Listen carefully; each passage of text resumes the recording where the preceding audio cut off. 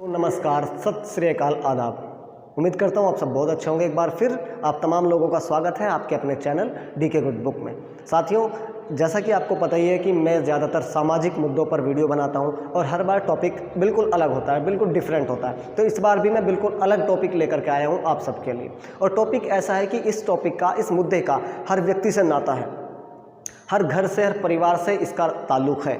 ये टॉपिक बड़ा संवेदनशील है और इससे हम सब गुजरते हैं, या कुछ गुजर चुके हैं या कुछ गुजरेंगे।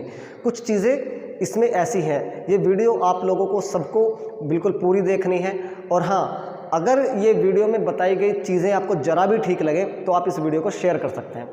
तो आज का मैं टॉपिक शुरू करता हूँ। सम्मानित साथियों, आपने देखा होगा कि आज के टाइम में लड़कियाँ लड़कों से कम नहीं हैं किसी भी क्षेत्र में। आप देखो, लड़कियाँ पायलट हैं, लड़कियां डॉक्टर्स हैं, इंजीनियर हैं, चार्टर्ड अकाउंटेंट हैं, सीए हैं। मतलब हर क्षेत्र में आपको लड़की नारी शक्ति आसानी से मिल जाएगी। और कई सारे क्षेत्रों में लड़कों से, जेंट्स से आगे निकल चुकी हैं। तो बहुत सारे क्षेत्र हैं, हर क्षेत्र में आपको लड़कियां ज़रूर से मिल जाएंगी। जहाँ पे जो लड़का काम कर सकता है, जो काम जेंट्स कर सकता है, वही लेडीज़ भी कर सकती है।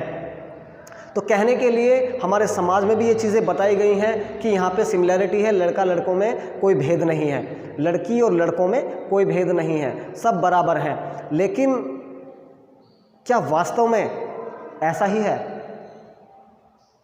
आप सोचेंगे कि ऐसा तो नहीं है। बिल्कुल आप सही सोच रहे हैं, बिल्कुल ऐसा नहीं है।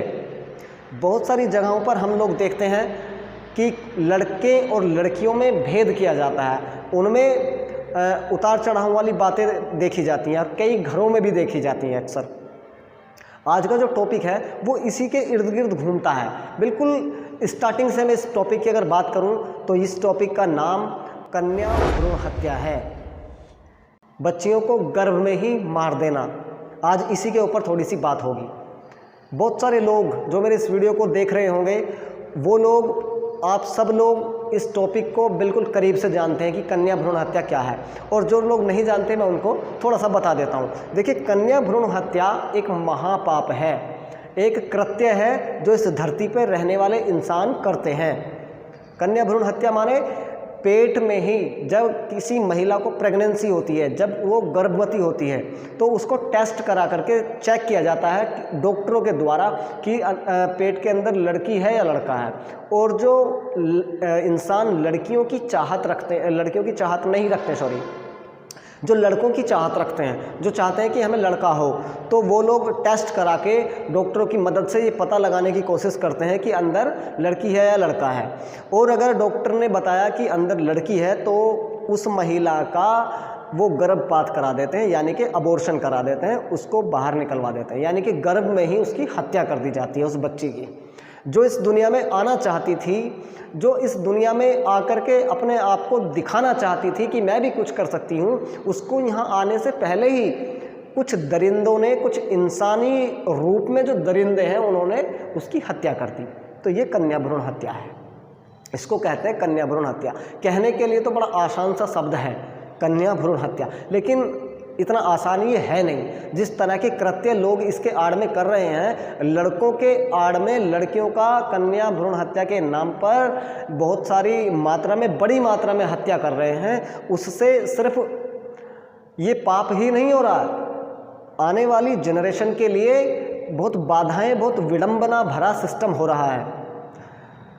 और इसमें सम्मिलित मैं उन डॉक्टरों से भी कहना चाहता हूं जो इसमें सम्मिलित हैं, जो थोड़े से पैसे के लालच में इस काम को करने के लिए अग्रसर होते हैं, जो तैयार हो जाते हैं कि ठीक है हम इस काम को करेंगे। और ऐसा नहीं समझो कि आपने तो सिर्फ टेस्ट किया, नहीं, आप भी बराबर के भागीदार हो, क्योंकि आपने उस काम में उनकी हेल्प की है, मदद की है आपने, और आपके बिना वो काम हो नहीं सकता था, क्योंकि उनके पास तो बड़ी बड़ी मशीनें हैं नहीं कि जिसकी वजह से वो टेस्ट कर लें घर बैठे, है ना। वो चीज़ें आपके पास हैं, वो सुविधाएं आपके पास हैं, और आप लोगों ने उनकी इस कृत्य में साथ दिया, हेल्प की, तो आप भी बराबर के हिस्सेदार हैं। आप भी इंसान की खाल में भेड़िए हैं जो उनके लिए इस कृत्य में शामिल हो रहे हैं। आप उनको समझाने की बजाय उनको ये काम करने के लिए अग्रसर करते हैं, क्योंकि आपको भी चंद पैसे मिल जाते हैं। और मैं आपको एक चीज़ और बता दूं, बहुत सारे स्टेट्स के अंदर कन्या भ्रूण हत्या के तहत जो पहले टाइम में हुई हैं और अब उसका कितना असर पड़ रहा है। कई जगहों पर, जैसे महाराष्ट्र के अंदर है, आप ये रिपोर्ट देख सकते हो, जैसे महाराष्ट्र के अंदर है तो वहाँ पे 1000 लड़कों में 935 लड़कियाँ हैं। हरियाणा में भी इस तरह का आंकड़ा है, हमारे यूपी में भी इस तरह का आंकड़ा है। अलग अलग स्टेट्स में अलग अलग आंकड़े हैं, यानी कि हर जगह का आंकड़ा विचित्र करता है। यानी कि 1000 लड़कों पर मात्र 900 कुछ लड़कियां हैं, 935 हैं, कहीं 900 हैं, कहीं 850 हैं, कहीं 875 हैं, कहीं 900 हैं, कहीं 950 हैं, इस तरह से अलग अलग है। यानी कि जो प्रत्येक 1000 पे जो लड़के बचे, कहीं 100 बचते हैं, कहीं 75 बचते हैं, कहीं 80 बचते हैं, उनके शादियाँ होंगी ही नहीं। आप इस चीज़ से अंदाज़ा लगा सकते हैं। हम इसी तरह से अगर कन्या भ्रूण हत्या करते गए, बच्चियों को गर्भ में ही मारते गए, तो आने वाले टाइम में कुछ लड़कों की शादी होगी ही नहीं, वो कुंवारे रह जाएंगे। तो इसका इफ़ेक्ट हम आगे जाकर देखेंगे, और भी बड़ी मात्रा में इसका इफ़ेक्ट हम आगे जाकर के देखेंगे। तो मेरा अनुरोध है आप सब लोगों से कि आप सबसे पहले तो इस वीडियो को शेयर करें, उन लोगों को ज़रूर करें जो इस तरह का करने का सोच रहे हैं, या आपकी नॉलेज में कि हाँ ये व्यक्ति करने की सोच रहा है कि लड़की मुझे नहीं चाहिए, मैं चाहता हूँ लड़का हो, तो मैं टेस्ट कराने जा रहा हूँ, तो उस व्यक्ति को ये वीडियो ज़रूर भेजना। और ये वीडियो अगर आपने किसी अच्छे व्यक्ति को भेज दी और वो समझ गया, तो हमारा ये वीडियो बनाने का मकसद पूरा हो जाएगा। और मैं आपको एक चीज़ और बता दूँ कि हमारे इस बड़े कृत्य से हम अपने आप को कभी सुखी नहीं रख पाएंगे। आप प्रकृति के साथ खिलवाड़ कर रहे हैं। हम लोग जब प्रकृति के साथ खिलवाड़ करते हैं तो उसका नज़ारा बेहद आसान शब्दों में समझाने के लिए मैं बताऊं तो जब भी प्रकृति के साथ खिलवाड़ हुआ है या छेड़छाड़ हुई है, तो प्रकृति ने अपना विशाल रूप धारण करके हमें समय समय पर समझाने का प्रयास किया है। चाहे वो भूस्खलन का मामला हो, चाहे वो बड़ी मात्रा में बाढ़ आने का मामला हो, चाहे कुछ भी हो, जब बड़ी मात्रा में बाढ़ आती है या अन्य कोई कारण होता है, जब प्रकृति अपना विकराल रूप धारण करती है, तो वो कहीं ना कहीं इंसान ही प्रकृति के साथ छेड़छाड़ करता है। तभी प्रकृति अपने विकराल रूप धारण करके और ये बताने का प्रयास करती है कि मेरे साथ किसी प्रकार की छेड़छाड़ ना हो। लेकिन हम सीधा सीधा ये पाप कर रहे हैं। इस काम के लिए गवर्नमेंट ने अलग अलग तरह के कानून बनाए हैं कि आप ऐसा नहीं कर सकते, कानूनन अपराध है, लेकिन फिर भी लोग इस काम को बड़े धड़ल्ले से कर रहे हैं। ये होता है डॉक्टरों की देखरेख में, डॉक्टर करवाते हैं। उन डॉक्टरों को भी समझना चाहिए कि आप चंद पैसों के लिए किसी की कोख सूनी कर रहे हो, किसी का सपना भी क्या कहें, जब वो पैदा ही नहीं हुई बच्ची, आप भगवान ने उसको इस धरती पर आने के लिए भेजा, लेकिन आपने क्या किया, उसको पहले से ही आने से पहले ख़त्म कर दिया, मार दिया। उसका भी मन होगा यार कि मैं भी जाऊँ आप लोगों की तरह, वो जिए, है ना, आप लोगों की तरह इस धरती पर रहे, इस धरती का आनंद ले, इतनी खूबसूरत दुनिया है वो भी देखें। आपका क्या अधिकार है उसको इस तरह से मारने का? या कौन आपको राइट्स देता है, कौन देता है अधिकार कि आप इस तरह से किसी की हत्या कर दो, आने से पहले ही बिना वजह किसी की हत्या कर दो? कोई अधिकार नहीं देता आपको। कानून में भी इसकी तरह इसको रोकने के लिए, कन्या भ्रूण हत्या को रोकने के लिए कानून में भी अलग अलग प्रावधान है कि अगर आप ऐसा करते हैं और करते हुए पकड़े गए तो आपको सज़ा हो सकती है, जुर्माना हो सकता है, लेकिन उसके बावजूद भी लोग करते हैं। हमारा सिचुएशन ही है कि हमारे ऊपर हर तरह के कानून लागू हैं, लेकिन हम गलत काम करने से डरते नहीं हैं, और इसका जो खामियाजा है फिर हम भुगतते हैं आगे चल करके। आज हम बड़ी खुशी खुशी से कन्या भ्रूण हत्या कर रहे हैं, है ना, हम ये सोच रहे हैं कि लड़का ही हो बस मेरे घर में पैदा, लड़की ना हो। अगर आप लड़का ही पैदा करना चाह रहे हैं तो ठीक है, चलो कन्या भ्रूण हत्या कर रहे हो, जिस रफ्तार से कर रहे हो, जो आपका बच्चा है आज, जो लड़का है वो कल बड़ा होगा, 18, 20 साल, 25 साल का होगा, उसको शादी करने के लिए लड़की चाहिए होती है, तब कहाँ से आप लड़की लेके आओगे? हर लड़के के लिए लड़की कहाँ से लेके आओगे? आंकड़ा तो अभी से गड़बड़ा रहा। अभी से 1000 लड़कों पे 900 लड़कियां हैं, आने वाले टाइम में 150, 200 हो जाएंगे, आंकड़ा बढ़ जाएगा। आप कहाँ से लेके आओगे अपने लिए बहू, अपने लड़के के लिए बहू कहाँ से लेके आओगे बताओ? तो ये मानसिकता सुधारनी पड़ेगी, इस मानसिकता को ख़त्म करना पड़ेगा, लड़की और लड़कियों में फ़र्क करना बंद करना पड़ेगा, तब जा कर के ये सिस्टम, ये जो बीच का आंकड़ा है, ये जो भरपाई है वो पूरी हो सके, ताकि प्रत्येक व्यक्ति की शादी भी हो अच्छे से, प्रत्येक व्यक्ति अपना खुशहाल रहे, ठीक रहे। जितना अधिकार लड़कों का है इस धरती पर रहने के लिए, उतना ही अधिकार लड़कियों का है, और लड़कियां हर क्षेत्र में लड़कों से आगे हैं आज की डेट में। ये फ़र्क करना बंद कर दीजिए। अगर ये फ़र्क किया होता तो बहुत सारे एग्जाम्पल है यार, एक नहीं है, बहुत सारे।